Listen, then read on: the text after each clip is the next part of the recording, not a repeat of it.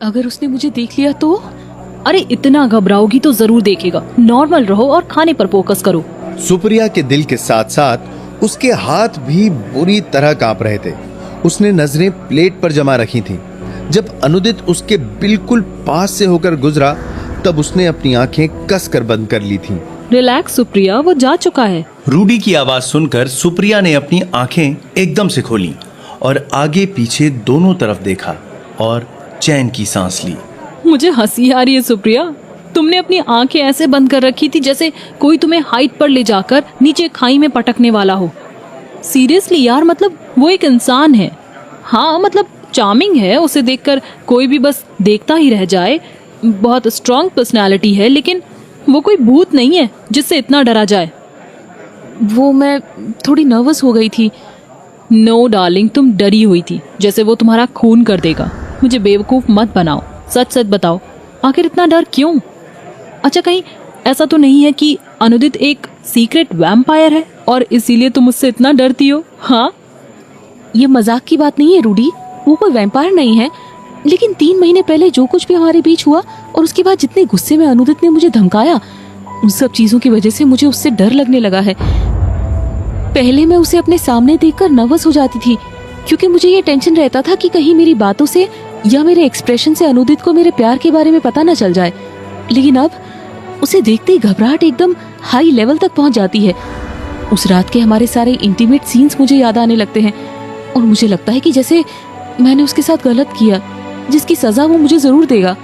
और फिर मेरा डर इतना बढ़ जाता है कि मैं उसे देखने की हिम्मत भी नहीं कर पाती।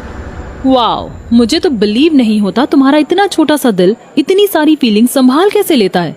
मतलब प्यार तो करना है लेकिन जाहिर नहीं करना है, दिलबर का चेहरा तो देखना है लेकिन नजरें नहीं मिलाना है। वाओ, तालियां तो बनती हैं तुम्हारे दिल के लिए। वैसे एक बात बताओ, तुम दोनों की इस सीक्रेट शादी से पहले तो इतना नर्वस तो नहीं होती थी तुम दोनों काफी अच्छे दोस्त थे ना स्कूल टाइम में? हाँ, तब की बात अलग थी, लेकिन तब भी हमारी थोड़ी बहुत ही बात होती थी। हम दोनों बहुत क्लोज फ्रेंड्स या बेस्ट फ्रेंड्स नहीं थे। लेकिन ये भी बहुत बड़ी बात है क्योंकि उस टाइम भी अनुदित किसी से बात नहीं करता था और तुम्हारे साथ तो कभी कभी फुटबॉल भी खेलता था और तुम दोनों नोट्स भी साथ बना लिया करते थे। ये सब पुरानी बातें हैं रूडी। कॉलेज के बाद से हमारी बॉन्डिंग बहुत कमजोर हो गई थी और उसके बाद तो मिलना भी नहीं हो पाता था। और जब से शादी हुई है तब से तो हमारे बीच दूरियां ही बढ़ी है। जहाँ तक मुझे याद है कॉलेज में भी तुम्ही ने उससे बात करना कम कर दिया था और उसे इग्नोर भी करती थी और इस शादी के लिए तुमने तुरंत हामी भर दी। लेकिन जब उसके साथ एक रात सेक्स कर लिया तो अब तुम डर रही हो। मतलब क्या हुआ अगर तुम दोनों के बीच कोई फिजिकल सीन क्रिएट भी हो गया तो? लिसन सुप्रिया, अभी तक तो मुझे तुम्हारी पर्सनल लाइफ में ज्यादा इंटरफेयर करना ठीक नहीं लगा, इसलिए तुमने जो भी डिसीजन लिए मैंने उस पर सवाल नहीं उठाए। लेकिन जिस तरह से आज तुम इतना डर रही हो, ये सब देखकर मुझे तुम्हारी बहुत फिक्र हो रही है। मेरी इतनी सब बातों का बस यही मोटिव है कि तुम दोनों दोस्त रह चुके हो, तुम्हें उससे इतना डरने की बजाय उससे बात करनी चाहिए। वो तुम्हारी बात जरूर सुनेगा और समझेगा भी। और अगर तुम दोनों ही उस रात के अपने रिलेशन से खुश नहीं हो तो उसे भूलकर आगे बढ़ो। ये सब इतना आसान नहीं है रूडी। हो सकता है कि वो उस रात की गलती को भूल भी जाए, लेकिन उसकी अगली सुबह मैंने जो कुछ किया उसे वो नहीं भूल पाएगा और ना ही माफ करेगा। अब ये सुबह का क्या सीन है सुप्रिया? अब ये मत कहना कि सुबह भी तुम दोनों ने लव शव किया और फिर वो तुमसे और ज्यादा नाराज हो गया। अरे मेरी माँ, सुबह ऐसा कुछ नहीं हुआ। एक्चुअली मैंने बोलना। सुबह मैंने उससे कहा था कि मैंने रात में उसके साथ जो कुछ भी किया वो एक रोल के लिए किया, हॉन्टेड नाइट्स में एक रोल पाने के लिए। ये बात सुनने के बाद वो बहुत गुस्सा हो गया था। उसका वो एंग्री फेस मैं कभी नहीं भूल सकती। Are you crazy Supriya? What rubbish is this? तुम सच में पागल हो?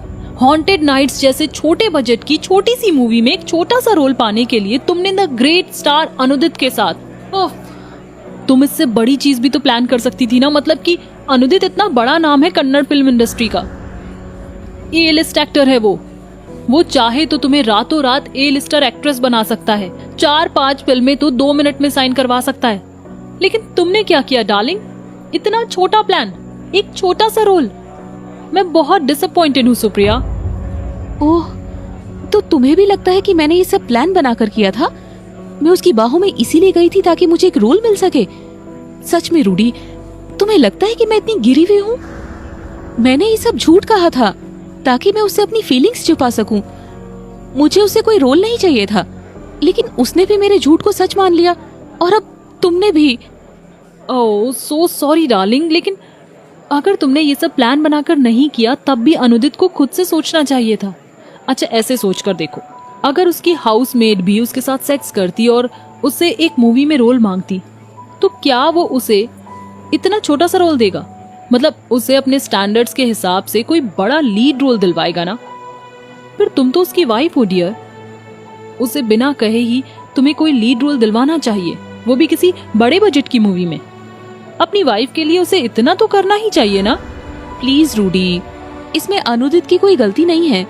मैं उसकी वाइफ हूँ, लेकिन दुनिया के लिए हम अजनबी हैं, और रियल लाइफ में भी हमारी शादी असली नहीं है। हम सिर्फ एक जरूरी रीजन की वजह से इस शादी में हैं। हमारे बीच रियल हस्बैंड वाइफ वाला रिलेशनशिप नहीं है। ना ही वो मुझसे कोई एक्सपेक्टेशन रखता है और ना ही मैं। और वैसे भी मैं उसके नाम की वजह से ए लिस्टर एक्ट्रेस नहीं बनना चाहती, बल्कि अपने टैलेंट के दम पर वो मुकाम हासिल करना चाहती हूँ। ये सब किताबों की बातें हैं। लाइफ में आगे बढ़ने के लिए किसी न किसी को अपनी सीढ़ी बनाना ही पड़ता है। अनुदित की वजह से तुम ए लिस्टर एक्ट्रेस बन सकती हो, लेकिन तुम साइड एक्ट्रेस की रोल कर रही हो। अगर तुम खुद से आगे बढ़कर उससे बात नहीं करोगी ना, तो तुम फिल्मों में भी साइड एक्ट्रेस बनकर रह जाओगी, और अनुदित की लाइफ में भी। मेरी बात को समझो, तुम्हारी ये सीक्रेट मैरिज तुम्हें बहुत आगे ले जा सकती है। और अगर तुम चाहो सुमित, तुम यहाँ? बातों में डूबी हुई सुप्रिया और रूडी की नजर उनके पास खड़ी सोमी पर पड़ी, जो कि उनकी बातें सुन रही थी और बेहद सदमे में थी। Oh my God, secret marriage? और ये सुनकर सुप्रिया के चेहरे का सारा रंग उड़कर हवा हो गया।